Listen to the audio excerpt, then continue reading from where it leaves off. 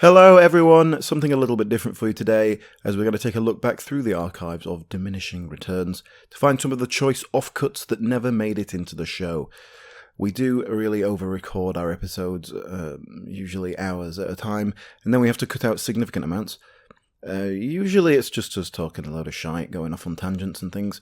Sometimes it is something quite interesting or funny or whatever, but we have to take it out just because it doesn't fit into an already overly long episode. So, sit back and enjoy as I take you on a tour through the back catalogue of this esteemed podcast.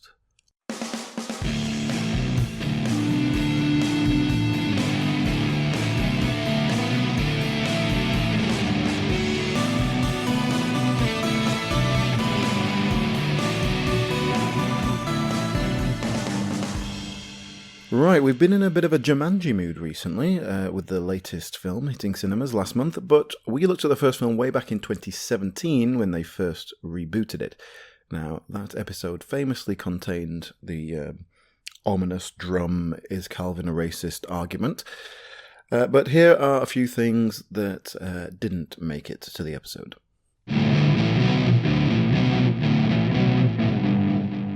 So before we just move on chronologically, we are in the film. We're introduced to one of the sort of principal characters, who is a guy who works at the shoe factory, and then when we move into present day, he's a police officer. Yeah. Now this, what's the name of this actor? Because David Alan Grier. I barely remembered this guy being in the film as a kid. I remember there being a policeman, but I didn't remember him being a big plot element. But after the rewatch, he might be my favourite thing in the film. Really? I think he gives a really great comedic performance. Well, that was my point. He is really the comedy of the film, because you'd think it would be Robin Williams, but like I say, it downplays that a lot more. And we kind of cut away to, what's the zany cop doing now? And he's like, he's getting into all sorts of japes. He's out of his control. But I think that's kind of like, we need the madcap comedy element, so we've got that. And then we can use the main story as kind of, we can concentrate a bit more on the serious side, which I think is, and it works for the most part. And I think that's the bits that really do go into kind of zany kids comedy, and gets a bit silly sometimes. I didn't like the fact that he works in the shoe factory at the beginning, and he's created this new thing that he's going to change the world, and it's just like a perfectly formed, like 20 years later trainer with like completely different material. Like, where did he get the materials to make that? It's like, and it's a prototype. Yeah, I know, but it's made of stuff. He's a toy maker. He builds things for a living. He's not a toy maker. He's a shoemaker. He's a shoemaker. He cuts leather for a living. It's not made out of leather. Yeah, exactly. He knows how to make shoes. Anyway, it just felt a bit too kind of on the nose. But I wasn't entirely sold on him becoming a policeman after being sacked from the factory. You'd think it's more likely he'd look around and end up working in another factory doing similar production line work. And well, maybe he did, and he was like, on board of this. It's shit, I'm going to get a career. I'm sure he probably did, but yeah. Maybe the police is just the last refuge of a scoundrel. Can I ask? I don't know if it's worth saving this for the end, but did either of you two watch the cartoon? Yeah, I wanted to mention that at some point. Yeah, I did. Right, yeah, because I think a lot of what my preconceptions about elements of this film come from that, where it is very much like they actually do go into the jungle with Robin Williams, because he's like trapped there for some reason in the cartoon. And yeah, it's very clear then that it isn't the real world; it's some kind of different dimension. Oh no, I think it's definitely meant to be like an alternate. Well, it's got non-Earth plants and creatures on it. So. Exactly. I don't. But I did watch that cartoon, and I remember enjoying it. I don't remember very much about it. I seem to remember Robin Williams, Alan having a big beard, a great big bushy beard for the duration of the show. So it. Yes. Was it set in a kind of in-between, like, alternate take on the movie? I don't know how they quite... I'm going to have to look it up, because I didn't look it up for this. The hunter was the villain. I remember that. He was a big part of the cartoon. He was chasing... They go in... He's trapped in the game because he hasn't solved a clue. So they go in and they're trying to help him solve the clue. And each episode, they're doing something different. And then at the end, he got out. Is that something it? like that. I read about it the other day, but I didn't see it, so I didn't have much to stick it to. Fair enough. I watched the opening sequence again after I watched the film just out of interest, and it doesn't look like it holds up like the film does. So,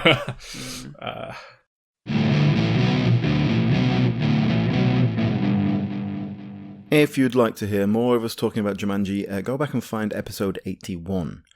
And we reviewed Jumanji Welcome to the Jungle in episode 83. And most recently, we've covered Jumanji The Next Level on a Diminisode on our Patreon. Patreon. We do Diminisodes, that's what we call them. They're like mini episodes, to get it? And they are available for just $1 a month on our Patreon. Patreon.com/dimreturns. Help support the show, get extra content. We average about one episode a week. It's not a particularly strict schedule, but we've done...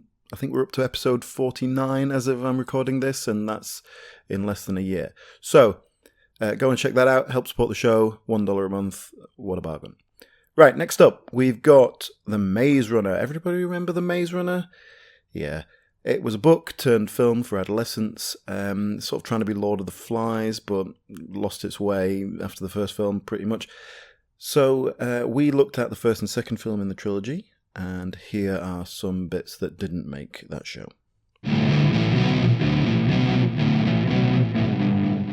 The other kid that helps him, what was his name? Is it Aris?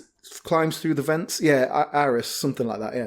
And obviously this secure facility has 6 foot wide vents, as all facilities do.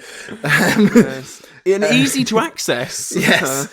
There's one bit where they drop out of the vent, and it's like the ceiling's about 9 foot high. And I thought when they were going in, I was thinking, they can't get back in there now. So they have to sneak back in some of the way. And I thought, I bet we don't see them coming back. And sure enough, they sort of find the evidence they're looking for. And then the next thing we see is them kind of coming out of the vent at the other end going, guys, we need to get out of here. It's like such a cheat. Anyway. Yeah. But that kid... I liked him. He had a bit of character. I thought he was going to... Never really went anywhere, but he's still with them. Maybe he'll develop later on. But the one thing we find out about him, the one thing anybody knows about him is like, he was in a maze, but it was all girls apart from him. And they've come from a maze that was all boys. So it's like, oh, man, that's great. But then... the only sort of telling effect that's had on his character is that he's like a simpering, whimpering, like shy, scared little child. Like what is this? What is this trying to tell us about female society? I mean, I want to see the version of the Maze Runner that focuses on him and that group of people to find out what went on there. Well, nothing sexual at all. If this film has got anything to tell us, I'm sure he tried. They just weren't having any of it. They made him sleep in the forest. They'd built little huts and things, and they just... Okay. Well, anyway, so there's one bit where you see the girl, Teresa, and one of the other guys is just sort of looking in her direction, and another guy goes, hey, start looking at her, kind of in a cheeky scamp kind of way. Like, that is the only insinuation in this whole film, in this whole series of films, that teenage boys have sexual desires, or even emotional desires towards other people. It's just, it's like, and I just think in a film centered around teenagers, like that's quite a big deal when you're a teenager. It's like there should be at least a bit of like cheeky banter between them about it or something like that. They should have all been calling each other gay. That's what boys do, especially when there's no girls around.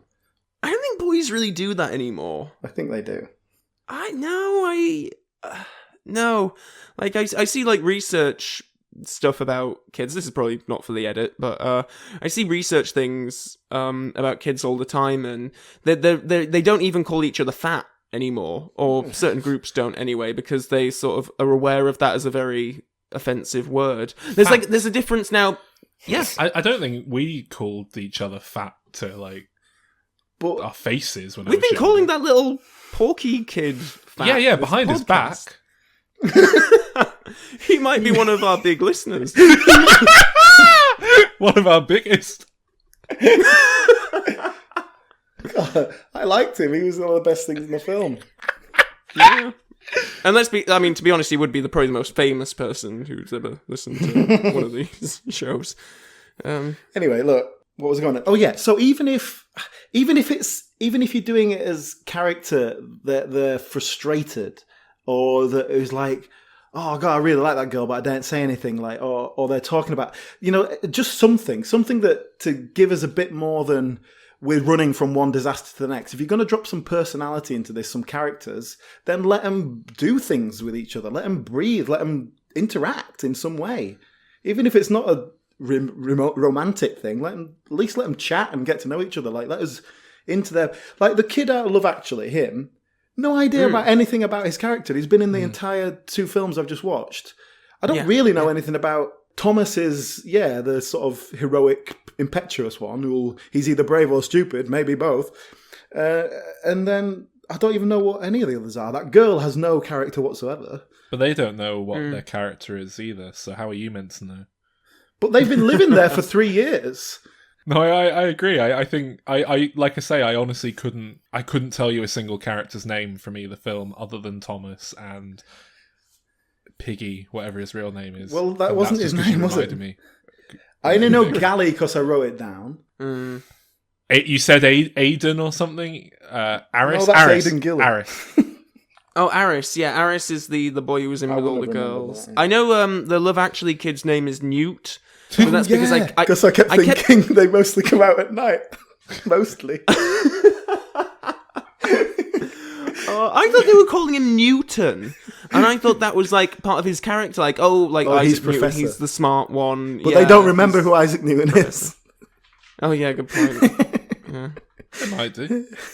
Just because they don't remember who they are doesn't mean they don't remember like their favourite episode of Seinfeld or whatever, and they weren't having chats about, what Frasier would be up to if the show was still on the air in this day and age when they were like working on cutting down the trees and stuff. Patricia Clarkson played a girlfriend of Frasier's in about 5 episodes. I think she was nominated for a Primetime Emmy for Best Guest Performance in a Comedy Series. I was wondering what she's known for, because I don't think I've seen her in anything. Is she? Oh, she's in a lot of Woody Allen stuff. You've definitely seen her in stuff. She was in Shutter Island. You will have seen her in stuff. I've seen Shutter Island, but... I looked her up because I was trying to figure out what I knew her from, and it is just like there's several films there that I've seen. I was like, oh yeah, I think I know she might be in that. She is one of those kind of people. I guess she's like a cheaper sort of Meryl Streep. Helen Mirren, Meryl Streep, Nicole Kidman type. I think you need to go another step down. Ooh. I mean, I don't know what's in between Patricia Streep, Clarkson and Holly Hunter. Oh, yeah, you found that middle point, Alan. Well done. That bit in the skyscraper where one of the characters falls onto a pane of glass and it starts to crack. Oh, yes. They're trying to kind of ease her off, and then a zombie just comes flying around the corner and they have a big fight. That's probably the best part of the entire series for me. Again, not an amazing sequence, but I could sit through it. I was actually sort of engaged with it.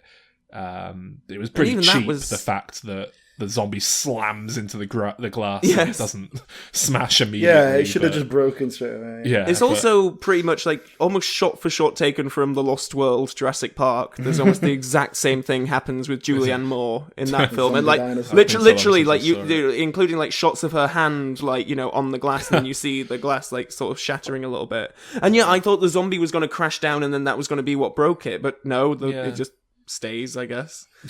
But that scene, it's interesting that you really like that scene, and I didn't really like it. I just hated it less. But I didn't dislike it as a little set piece. But I also thought when I was watching it, it was like you could cut that set piece out. Yeah. If they come straight out of the last action piece absolutely. And then they're walking into the thing.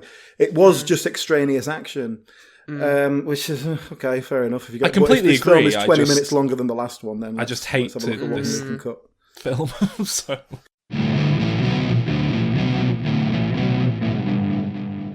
Did you like The Maze Runner? Are you 12 years old? You might enjoy that episode in full. It is episode 86, and we also reviewed Maze Runner: The Death Cure, which was the third in the trilogy. That was in episode 104, if you want to go back and check them out. All these episodes, of course, still available on your podcast catcher, or you can go to dimreturns.com, our website, where we host everything there. Now, next up, we have our big Captain America episode. We watched all of Cap's solo films. Now, this was recorded a while ago. It was recorded before the release of Avengers Endgame and Infinity War, so there might be some things that are out of date based on what's happened since. But anyway, here are some extra bits that didn't make the edit. So there we go, that's something. This whole film feels like a sort of Indiana Jones pastiche by design. And it's Joe Johnston in the director's chair, who is famously one of Spielberg's sort of proteges, really, isn't he? Yeah. He started out working on Star Wars, so he's got the George Lucas connection as well.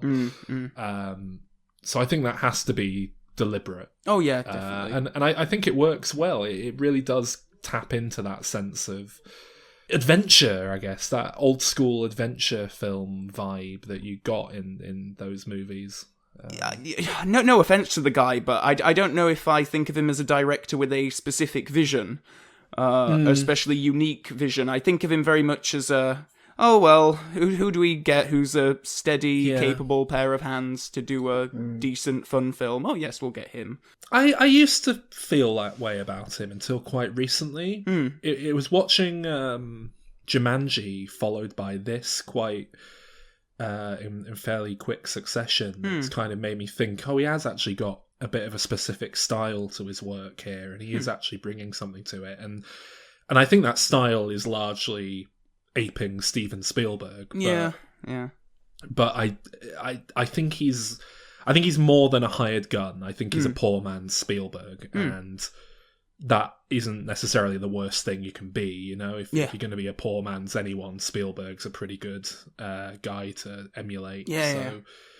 I quite like Joe Johnston's work. I mean, I'm certainly not slagging him off. I like Jurassic Park 3. Better than Jurassic Park The Lost World, even. And I seem to remember convincing myself that I liked The Wolfman at the time, but I might have just... Did you?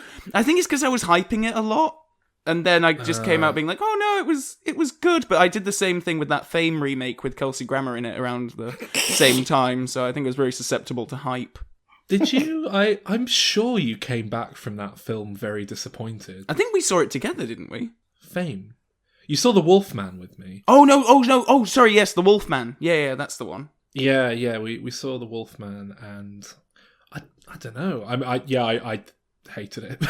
But I don't remember it very well. Sol, can I ask you something? Yes. Do you think Chris Evans is an attractive man? I was actually on the brink of doing a whole thing where we figure out which is the most attractive Avenger, but I thought it might be too much of a rabbit hole to go down. This is the thought process I had. I think my mind was wandering during the third one, which is a very long film. I think if I had which is the hottest Avenger? If I had to be with one of the male Avengers, the obvious choice is Tony Stark, because he's so charismatic and great. I mean, he'd definitely take you on a good date. Yeah, but I don't know. I think I'd get annoyed very quickly with come on, the helicopter's here. We're flying to Paris to watch the sunrise, and I'd be like, can't we just stay in? I'm not in the mood. I think I'd get along better. I'd have a better relationship with Captain America, I think, if I had to pick one of them. But I probably have a better relationship with Bruce Banner. But Bruce Banner's the one who'd sit in and watch a box set with you. Yeah, I could make the physicality work more with Captain America. I think it's because he's the most bland looking of the lot, though. Well, that's it. That's what I was getting at. Yeah, when you asked that question, Calvin, that's what I thought. Because, compared to the Hemsworth, he's got... I don't know which one he is. He's one of the Hemsworths. They're all called Chris. Oh, okay. So, he's got much more of a sort of a spark about him. And his face is just generally a bit sexier. Chris Evans is a little bit, just plain, I think, isn't he? Yeah. Not there's anything wrong with him, but and he doesn't... But his personality comes through quite nicely. That's it. I think if I was going to be involved with a man, I think they'd have to be the most plain, nothing about the man in the world to make it kind of... I think I could just about make it work if they were really... If there was just nothing to them. If they had some sort of distinguishing character trait, then it's like it's like, oh no, it's too much. I can't do it. Yeah, interesting. But no, I know what you mean. I mean, it's kind of what I said before about Captain America being my one of the least interesting of the Avengers as a character. I find it weird that the films work so well for me, given that, because I don't think that much of the character, and it's no disrespect to Chris Evans. I think he does about as good a job in the role as anyone could have done. Oh yeah, I don't think it's down to him, but I just think how the character, maybe it's later on that he's like, when he's popping up in those instructional videos in Spider-Man Homecoming and stuff, it's like he's written now as being a dorkier, dweebier. Yeah, true. I like him more now. He will go to actually. schools and pat the children on the head and all that kind of stuff, where Tony Stark would probably never do something like that. I like that. I like when he's got that kind of oh yeah, America, and wink at the kids and be like, oh, good on you, son. And I get that that's the point. It's just not as interesting as being a rich, arrogant billionaire or a grumpy Norse god or whatever. Mm-hmm. I like there's a twinge of flirtiness between Captain America and Black Widow in this film, and I kind of wish that they'd gone down that avenue rather than the one that they did in the next film. So I mean, they could have made more. If you want to put a romantic story into the Captain America story, you could make a lot more of it, because he is this kind of dweeby little kid who's never had attention from women, doesn't know how to talk to them, who suddenly is sexy and got a great body and famous, and everybody wants to know him. And you could do so much with that. He's old or something, but he's a virgin.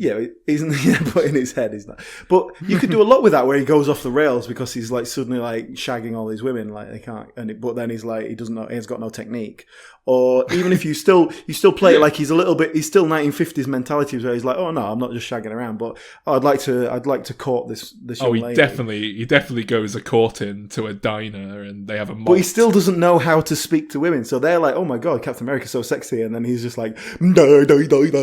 I never bought the whole he can't speak to women thing in the first place, because he's pretty confident and charming around Agent Carter before he's got the super serum in him. That's what I mean. They should have played more with that.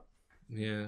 But they could have it like the Big Bang Theory, where he has to get drunk before he can talk around a woman. But he can't get drunk, his metabolism won't let him. Oh no. Yeah, so he just has to wham a drink down. He can say 3 words before it stops having an effect. Do you think he's able to ejaculate? Who knows what that serum has done to him? Well, no. If anything, steroids it'll shrivel your cock blow up, the back out of you. you. So these are like super steroids. So that's true. Probably actually, tiny. He probably will have atrophied testicles.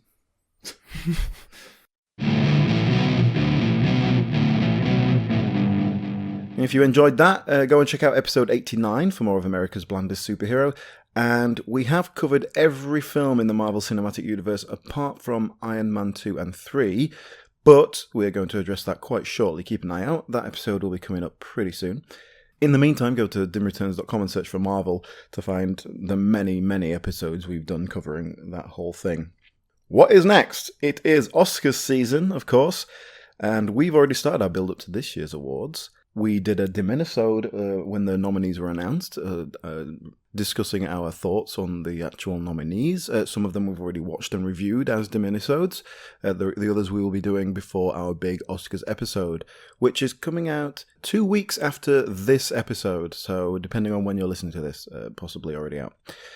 We've been covering the Oscars for the last 2 years since we started. What we do is we basically get all the Best Picture nominees, and we watch them and do a sort of quick, relatively quick reviews on them, because there's usually 7 or 8 of them, and we try and get it in one episode. Now, these clips are from the 2018 Oscars episode.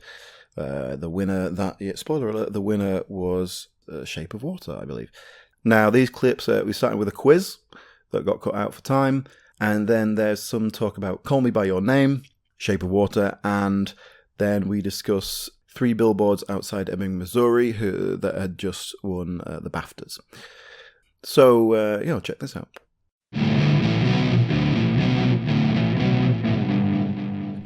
Well, firstly, I just want to point out there's a few odd nominations this year. Logan was nominated for Best Adapted Screenplay. A superhero film in the screenplay category is very unusual, but I think a testament to the quality of that film. Get Out is nominated in almost every category, and that is basically a horror film, although some would argue otherwise, which again is quite bizarre, really, because the Oscars don't do horror. So I've got a very, very quick little quiz for you here. Because I looked up the Oscar history. There have been 9 Oscars given to superhero movies ever. Can you name any of these Oscars? Given Superman. or just nominations? These are won by superhero movies. Well, I presume they're all like special effects and like production design, stuff like that. If you can get any, I'm going to pit you against each other. Well, should we take it in turns? Yeah, some of them are very easy. I've got one right off the bat. Heath Ledger for The Dark Knight. Yes, Best Supporting Actor, 2008, good. The Dark Knight. That was Heath Ledger. Yes. Tommy Lee Jones in Batman Forever. No, that's not a real. That's not a real choice. It was a joke. I would say Batman for like production design, something like that. One of those sound editing. One of those ones Batman, that nobody the Tim cares Burton about. film. Yeah. Yeah, Best Art Direction and Set Decoration, because they did categories weirdly back then. Is that a 2 for 1? No, it was 1 Oscar for both, I think. Yeah, you're gonna have Any to. others? You're gonna have to cut us some slack with some of these ones because we probably don't know the who won Best Special Effects in 2010. Yeah, well, Best sound editing. Shall I rattle off those ones? There were. Okay. Oh, wait, can I? There are. Is there four? Right, 3 special effects awards. Superman. Superman 1979. Yes, that was. I believe the man could fly. Did you? Yeah, that was a Special Achievement Award for visual effects. I don't think there was a Special Effects Oscar prior to that film. Oh, interesting. Yeah. There was another Special Effects award given to a superhero film in 2005 for a film from 2004, and we have covered this film. Iron Man. No, that was Spider-Man 2. X-Men. Magneto. And the other sort of technical award, I guess, makeup. Hellboy. Last year. Last year. Last Oscars, this went out. For makeup. Can't think. No, it went to Suicide Squad. That very yes, of course. Oscar award-winning film. For makeup? Yeah, makeup. I think largely for the design rather than the... okay. Although Killer Croc had some, interesting stuff going on. 2 are for sound editing, which is very boring, so I might as well rattle those off. I don't think you're going to get them. No, it's The Dark Knight, and another film which will come up in a minute. The last 2 remaining are for Best Animated Feature Film. Oh, The Incredibles. Yes. And... that also won sound editing, The Incredibles. Incredibles 2. Oh, Big Hero 6. Big Hero 6, yes. Calvin is in the lead in our little mini quiz. But Alan, you've still got a chance to pull it back on round 2, the final round. Because as I say, Get Out is also nominated. 19 Oscars have gone to horror movies ever in the history of the Oscars. If you can get any of these, I will give you a point. Well, I've got one. Hang on a minute. I got one. Okay, you go first. This is based on what I define as a horror film. It's very debatable. Okay. So Sweeney Todd is not a horror movie after that. Whatever Happened to Baby Jane is not a horror film. Didn't win any anyway, I don't think, did it? It did. It won Best Costume. Death Becomes Her is not a horror film, Calvin. It's a comedy. Yes, I quite agree. And I'm taking Black Swan out of the mix, although I would argue that it is a horror film. It's generally not seen as one, so I'll leave that one on the side. Okay, I've got a guess. Okay. An American Werewolf in London. Ooh, for some sort of special effects thing? Yeah, that one for makeup. And I think, like Superman, I think that might have been... No, Planet of the Apes was the first makeup, wasn't it? I'm talking out of my ass. Yeah, one best makeup. Are you counting Silence of the Lambs as a horror film? No. Okay, no, then. That's... No. Damn it, I thought I had an easy 5 there. So, one of them... The most recent one to win was for best makeup in 2011. Hellboy. It is not Hellboy, but... Insidious? I have no idea. No, that's the Wolfman, that dreadful, shitty remake. And prior to that, can I guess some? What about like? Is there any from like the 30s, like Dr. Jekyll? Yes, that's where most of these come from. Is the 30s and 40s. Yeah, Phantom of the Opera. Phantom of the Opera. Yes, they won Best Cinematography and Best Art Direction. 1943's Phantom of the Opera. Jekyll and Hyde. 1 second. Jekyll and Hyde won nothing. No, it didn't. No, Best Lead Actor, Jekyll and Hyde, 1932. Best Lead Actor. Wow. Yeah, Frederick March. Oh. Won 2 Oscars back to back, I think. Oh. Wow. Alan, you've got double Calvin's points now. Well, if he's doing films from the 30s, I could just shout out names of horror films too. But... Yeah, there's a few famous ones. The turn-based system has gone to pot here. You know that, right? Yeah, Frankenstein. Bride of Frankenstein. No. The Wolfman. Right, I'm going to start going through them for you. Dracula. So, what Dracula? Yes. Which one? 1992. Yes. Oh, yes. For what? It won 3. It won 3 Oscars. Yeah. Really? Well, it'd be best because it was all practical effects, so it must be something like best set design and effects and shit like that. No. Calvin, do you want to take a stab at what it won? Best music? No, it won for best costume, sound effect editing, and makeup. Also on here, so there's 1945. Picture of Dorian Gray won best black and white cinematography. Okay. 1968 or 1969, rather. Planet of the Apes. No. Rosemary's Baby won for best supporting actress and best adapted screenplay. Now there's a few really obvious ones left. The Shining. No. That got nominated for Razzies, actually, The Shining, when it came out. Fair enough. The most recent one left is Sleepy Hollow, 1999, for Best Art Direction. Prior to that is a Makeup Award from 1987. 87. Aliens. No. Is The that class as a Fly. horror? Of course. But, Alan, Alien. keep going down that track. Alien 3. Alien. Best Visual Effects and Best Art Direction. And there's 2 left, so one of them is perhaps the most iconic horror film ever made, maybe, arguably. I wouldn't say it lives up to it. And the other one is for music. Frankenstein? No. They're both from the 70s. Oh.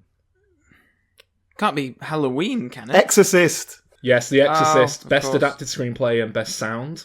And Best Music was The Omen. It won for Best Original Score and for Best Original Song for what I assume was the same piece of music. Alan, you ended up with more than 3 times Calvin's score, so you win. Well, no. There was no competition there. It was the result is void.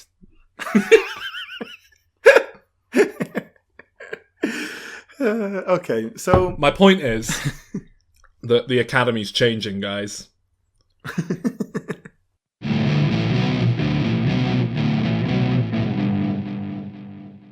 Two other things. Have you ever, when you've had lady friends, have you ever had shits in the same room and in the toilet at the same time and held each other while you do it and then look at your shits? No. No, I don't recall that in the film. I'm guessing that's from the book. Yeah, that's in the book. And it's Is that a thing that people do? I've never heard it happening. I mean, I don't know for sure, but I think the gays are a bit more anally fixated than straights. Well, I remember a friend of mine being like amazed that I had an ensuite bathroom at uni, and then he just kept saying like, "Oh, you should get your girlfriend to suck you off while you have a shit," and he was obsessed with it. And I kept saying to him, "What's wrong with you? Why is that where your mind went? That's bizarre." Maybe it is a bit of a fetish, because it is written in this very, like, it starts out with they're out on the balcony in this hotel and they're sort of touching each other up and it's like, ooh, sexy. And then it goes to, and then he was on the toilet doing his thing. And I was like, oh, God, okay. And then they start holding each other while they do it. And it's just very, not terribly sexy. Kills the mood. One last thing, actually. Can we touch on Armie Hammer? I wish I could touch on him. Well, what's going on with him? He's like one of these people that Hollywood decided was going to be a big star, and then it just never kind of happened. And... Yes. Ever since The Lone Ranger, which kind of flopped a few years ago. Was he the Lone Ranger? Yeah. He's too tall, and he's still the Winklevis to me. I don't think he'll ever be anything other than. But is Winklevi the plural of Winklevoss? He's just got that look about him. Like, he's not quite a heartthrob like Chris Pine, Chris Pratt, Chris Hemsworth.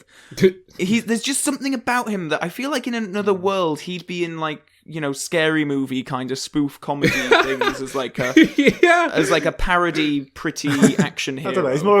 He's more like an Aaron Eckhart, something like that. There's just I think he's a very good actor. I like him, but he certainly hasn't had as much awards buzz for this film as his co-star. And I think that's fair. His co-star nothing about this film really made him jump out as like, oh my god, amazing actor. Perfectly good performance. But I wouldn't go around shouting award ceremonies.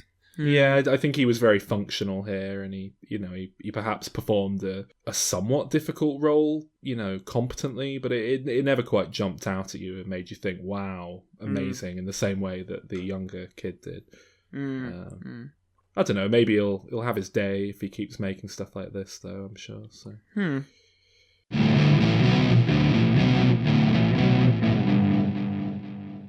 Yeah, and I was even fine with, like, you mentioned about Richard Jenkins and Octavia Spencer, how their stories are just there to sort of prop up Sally Hawkins' character or add to that. And I was kind of fine with that, though. It's like Richard Jenkins has this whole thing about he likes to visit this particular diner because he fancies the guy behind the counter. But even the ending of that I didn't like, because basically he likes this guy behind the counter and he thinks he's going all right, so he kind of makes a move as such, and the guy goes, "What the fuck are you doing, faggot, get out of here," or whatever. But then it immediately backs out by a black couple walk in, and this guy goes, "Oi, blacks, get out." And it do one or the other. Either he gets rejected and he has to walk away like, "Oh my god, I've embarrassed myself," or he sees that this guy isn't who he thought he was and actually a bit of a knob racist and walks away with his head held high. Like, do one or the other. It tried to do both. And by bringing the couple in and making it about that, it completely deflected away from the emotional impact of what had just happened. And that just seemed a weird choice to put that in. I think it was just to make it clear that it's more than just gay panic. He's very much a product of the time in which he lives, and he's just got that bigotry. Yeah, because that's the thing. You might make a move on a man in this day and age, and he'd react like, "Whoa, what the fuck, dude?" But then, he probably wouldn't react to that way to a black couple trying to sit down in his restaurant. So, yeah, I think you're right, Cam. Yeah, gay panic.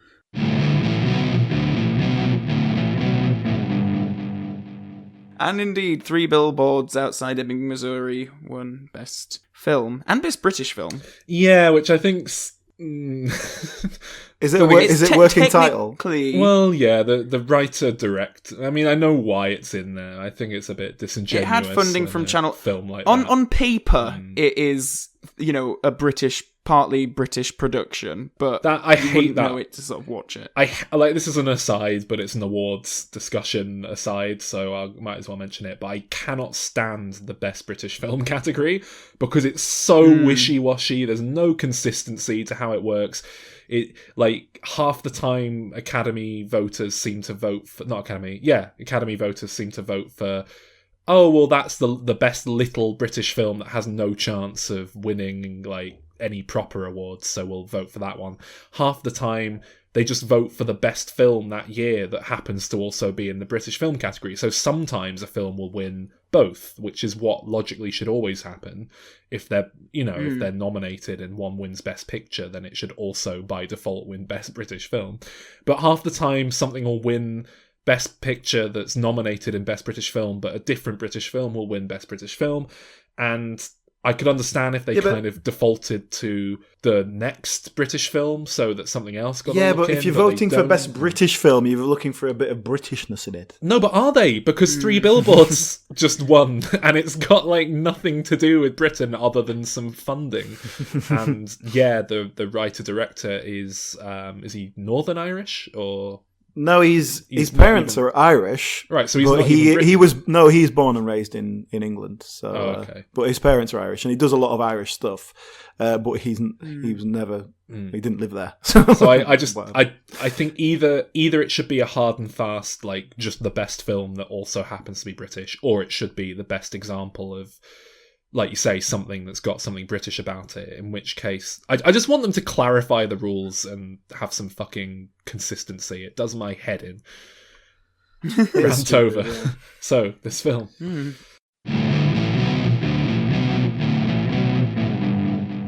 There you go, BAFTA, sort yourselves out. Now, if you want to listen to our full 2018 Oscars review, go to episode 91, and then you can even check out the 2019 review. That's episode 142. And then our 2020 roundup will be going up in a couple of weeks. We'll review all the films, make some predictions, and that'll go out just before the actual awards ceremony. And if you want to keep track of what we're doing, we are on the social medias. Instagram is at Dim Returns Pod, Twitter at Dim Returns Pod. Facebook is facebook.com/Diminishing Returns Podcast. Go on those. We are active. We post things. I post on Instagram every day, so definitely there's stuff going on there. Facebook and Twitter are so 2014, so we're on the Instagram now. Okay, so next up, we've got just a couple of short clips here about people attached to the films we talk about. So here are some clips. One of them's dealing with Angelina Jolie, and the other one's about Jim Henson. I made a note about Angelina Jolie here, which is that I love Angelina Jolie, but I never really get to watch her in anything because all of her films are so just sort of anecdotal and insignificant. Like she's not really got any like huge obvious roles to her name, has she? I mean, well, these are probably her two biggest films to date, her most sort of career defining. Well, this is the only franchise she's been involved with. I think that says a lot. She's kick-started a whole load that have kind of has she not gone anywhere. Well, yeah, attempted franchises, I should say. Salt, Wanted. Oh yeah, but that's partly because she doesn't want to be tied down into the like she could have been doing Tomb Raider films until today if she'd have wanted to, but she's in all three Kung Fu Pandas. That doesn't count. Does them for the kids. There is a Maleficent 2 on the way, apparently. Yeah, but there was a Wanted 2 on the way and Assault 2 on the way. She's a bit like a Will Smith. It's like she stars in all these films which are projected to be huge, but because they're huge movie stars and they can kind of just do what they want and don't need to be tied down to a contract. You're right, though. She hasn't got a really defining kind of... Yeah, you're right. For a while, Mr. and Mrs. Smith was probably one of her most like career-defining films. Yeah, and that's like, I think the it most still unforgettable piece of shit in the world. So unforgettable. Sorry, forgettable. Alright. Unforgettable piece of shit. Unforgivable. Oh, unforgivable. Alright. No, well, I meant forgettable. But, yeah. And that film is obviously notorious because of her and Brad Pitt's relationship that blossomed after that. Well, this is it. I wonder how much of a stardom is to do with all the tabloid press that I don't really follow or care about. Like, for the longest while, I'd sort of say, like, oh, I like Angelina Jolie, and then people would be like, oh, that bloody man-stealing bitch. And I'd be like, who? Shut up, who gives a fuck? Yeah. Oh, I like Jennifer Aniston instead. Well, I like them both. Like...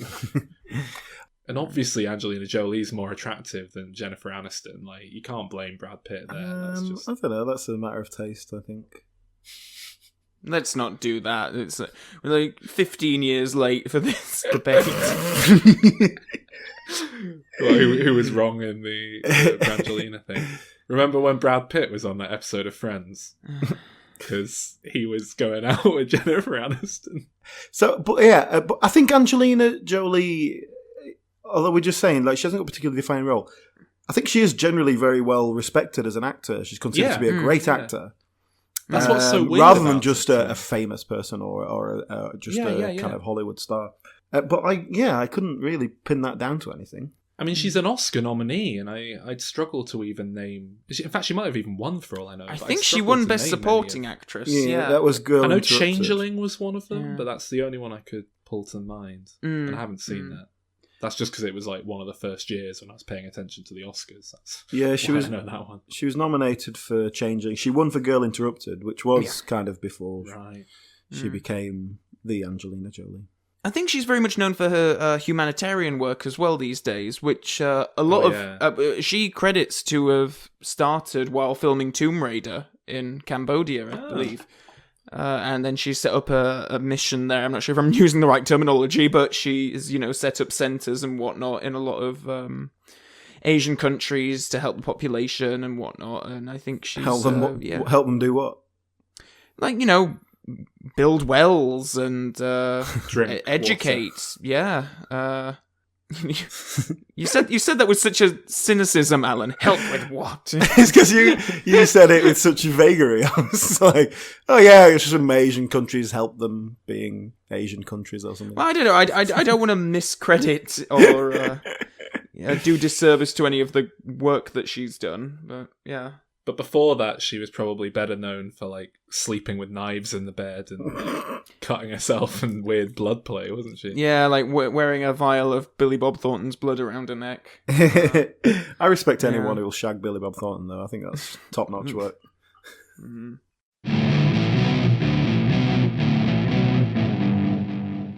There's only one other note I've got, which we haven't talked about, and it's just a quote. It's a quote from Jareth, David Bowie's character.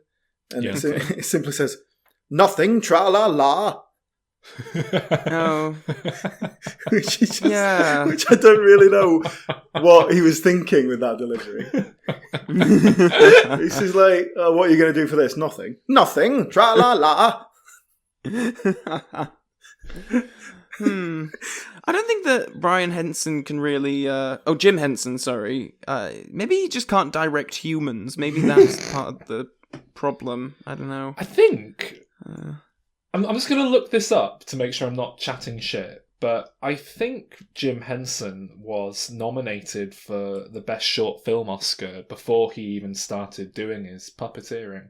Oh, really? As a director of a live-action I think film? It was a live-action film. I think it might have been quite art-housey, so maybe the performances weren't great. I've never seen it. But I think he started out as a filmmaker before he got into puppetry. Yeah, Oscar nominee, Best Short Subject, Live Action Subjects, Timepiece, 1965. Well, there we go. Oh, but it does say it's a surreal stream of consciousness montage about time. So maybe performances aren't... Yeah. I'll skip that.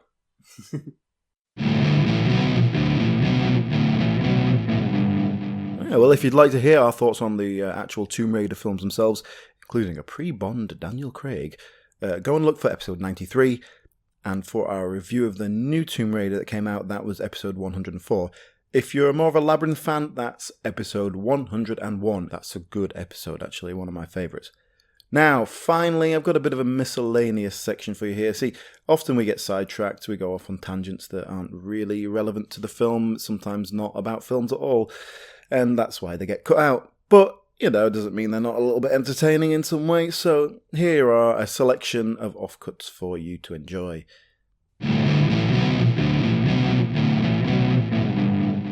I'm just having a refreshing drink of water. Oh. Today's episode is sponsored by water. Refreshing. What kind of water? Tap. Oh. North London Council water. Oh dear. Your mother would not approve. No. You'll get cancer, Alan. Not from that. Well, I'm here having a nice soothing sip of Buxton. With just a bit of Robinson's squash in it. Just a slice of a lemon. Oh no, that'd ruin the taste of the squash. So, what type of water are you drinking? I'm drinking Pepsi Max ginger water. Oh, you dirty bastard. Anyway, are you ready? I like to mix up the cherry one every night. Like I've literally, I don't think I've drunk anything apart from cherry Pepsi Max for about 2 weeks. Oh, like God. No water or anything, so I thought I'd mix it up with a ginger one. Yeah, You'll have problems. You need to drink water. Yeah. There's water in this. It's the first ingredient on it is water. You can't argue with Ingredients, science, carbonated water. What percentage? Oh. Quite a large one.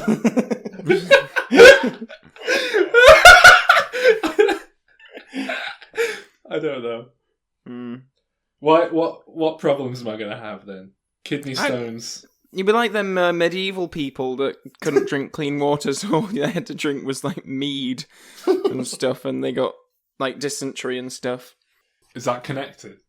I don't know, really. You get dysentery from drinking dirty water. Oh, right, yeah, drinking there you go. boiled water with mead. Well, we don't know yet. We don't know. No, we do. No one's ever. We do actually. Boiling kills the germs. That's why they brew beer. I think the one problem I may run into is the fact that it's constantly carbonated. I think that might have been linked to some sort of something saying like, "Oh, your body don't like that if it's always carbonated." But do you get headaches? It's alright. No. I'm alright. Do you want to intro us, Alan? Yes.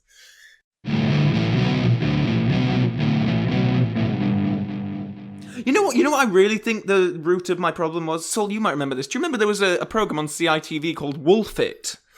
And it was it was about these like Muppet they were like, oh god, I do remember that. Yeah.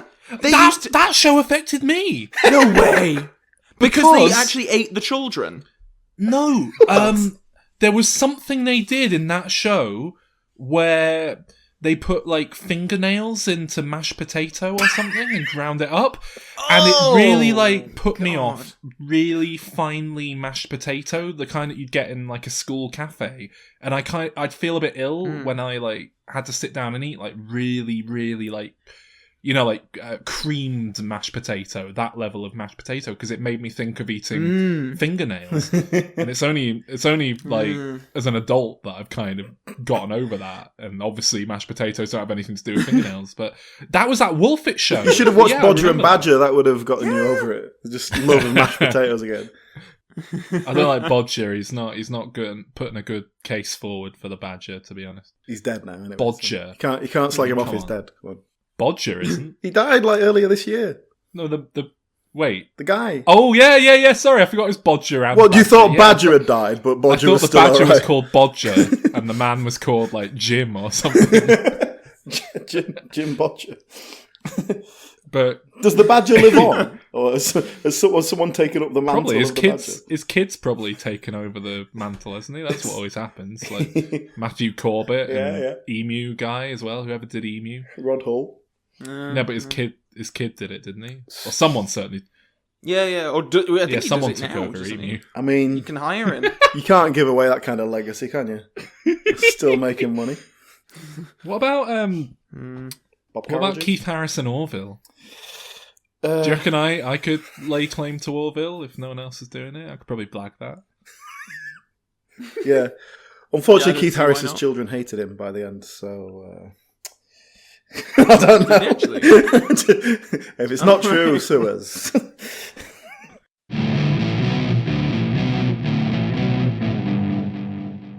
These credits are long. That's another thing, if you want to go on a little tangent here. Film credits. I hate film credits. There's no reason for film credits. What do you mean there's no reason? Get it done. I'm only interested in an above the line crew. Give me your crew chiefs, the cast. I'm fine with that. I don't need to know who the account payroll clerk is. I don't need to know who did the catering. I don't care. Is it? How do you expect them to get work skin afterwards? off your nose? Does it matter that they get a credit to you? Do you sit through the credits in every film not. because you don't feel like you've had your them with money's his arms worth crossed, unless you stay to the end? Really angry. No, of course not. And I hate people who go, "Oh, I watch the credits, give them the respect they deserve." What? When have you ever encountered a person who said that ever? No, I know people who said that. Yeah, usually like first year film students who feel like they're obliged to, and then it's like, And I like the credits being there as a means of digesting what you've just watched. Like when you don't turn the DVD off immediately, or Netflix or whatever, when they don't instantly start playing some trailer. Like, well, that's it. Netflix shows the credits the respect it deserves. No, they don't.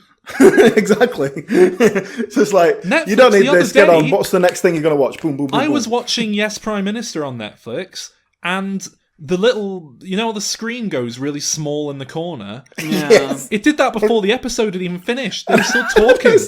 I was furious. It was outrageous. It's bad enough they do it with the actual credits, but the episode still had like 3 minutes left. It is bullshit, isn't it? It's total bullshit. I mean, it obviously programmed it in wrong for that particular episode, but it was outrageous. I think Alan's comments are really offensive to Marvin Yanez, who was the stereoscopic roto lead on Thor: The Dark World.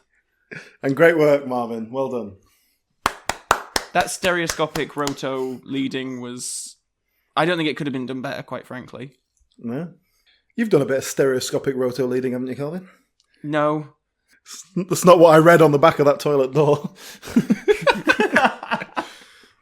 Oh. I have so much fun just watching the credits, and then someone called, like, Wang Dick comes up. I like it when they list all the babies that were born during the production. Oh, I hate that. Oh, what?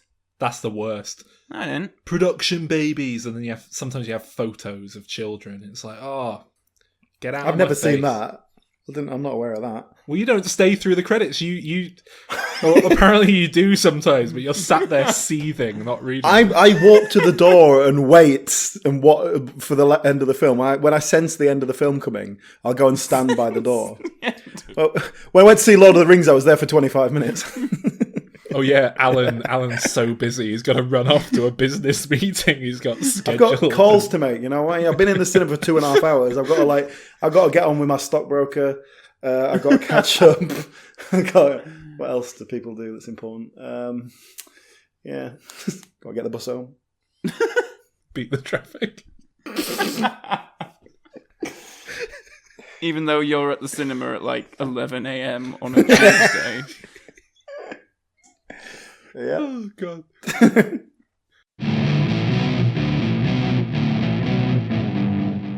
Just for the listeners' benefit, Saul has kept a ranking chart of every zombie film he's ever seen.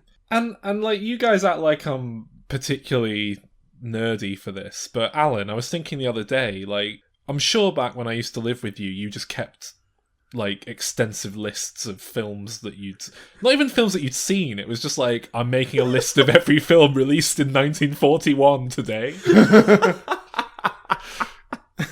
No, well, not quite that arbitrary. It would be like, I'd have a list of all the films that won the Palme d'Or or something. But these were all lists of things. You can find it on Wikipedia. Yeah, but I like writing down lists. That's fine.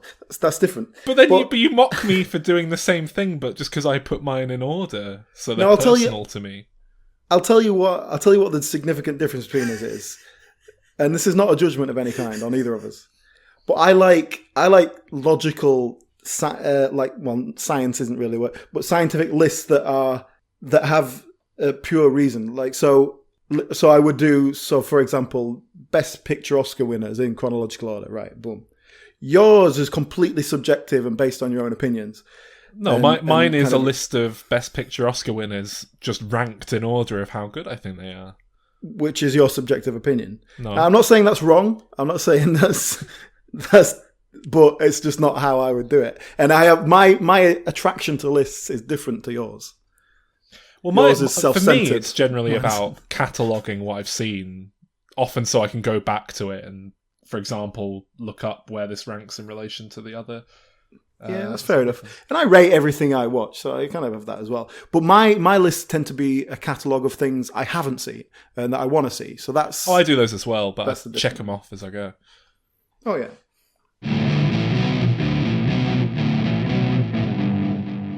They were talking about that on a morning breakfast show here last week, and I got so mad because they had some politician on saying about how children should spend, 5 minutes every week singing the national anthem in front of the flag. And... Oh God, it's bad enough in primary schools. There is a mandated time in the morning called something like collective worship, and you have to. That's basically why most schools do a prayer or sing a religious song in the morning. But when I was younger, I went to a really multicultural school in Reading, so they just sang like Disney songs and stuff that had no religious bent at all. And then when I moved to the north and it was a smaller school with mostly white people, I found it really creepy and unnerving. That I was suddenly being forced to partake in religion. It was horrible. It was like, no, shut up. I'm not. What are you on about, God? And then this very sensible woman on sort of being like, well, it's not really what, a good thing for kids to do to swear blind allegiance to a nation. And then they just kept coming back at her with, why do you hate the Union Jack? Why do you hate the Queen? Especially a nation with such a bad reputation. Why do you hate the Queen? That's a whole... that's a whole can of worms in of itself. This is it always amazes me with our national anthem because God save our gracious Queen and all that. Like I'm not a jingoistic. I'm not a patriot by any means. I'm not a monarchist. I'm not exactly an abolitionist, but it's only because they're essentially powerless now. I'm an atheist, so this really means nothing to me. This song. No need for him. Oh, I don't think there's any need for them. No, if we move to have the monarchy abolished, I would be happy with that. But I can't say I'm going the effort of getting it done. Yeah, it's not a pressing issue. We've got bigger fish to fry right now. But at the same time, like, it really upsets me when people care about anything the royals do. Oh yeah, it really annoys me. Anyway, let's get back. It's great. It'd be great to have a president, wouldn't it?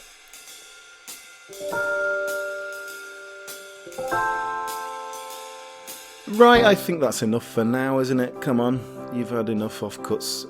There will be more in the future, I'm sure. This is the 6th Outtakes episode we've done in 3.5 years. So, every 6 months or so, there's an Outtakes episode. And if you like to check out more Outtakes, go and find them on our website there, dimreturns.com. Go onto your podcast catcher and search through the old episodes. They're all there. Loads and loads of films we've covered. This is episode 190 of our podcast. That's how many things we've done. You can go back into our back catalogue and find things that will be interesting to you and interesting to your friends. In fact, why don't you go and tell them how good this podcast is? Help spread the word. Follow us on the social media. Support us on Patreon. Patreon.com/DimReturns. $1 a month. Thank you for listening, and we hope you will be listening again next week.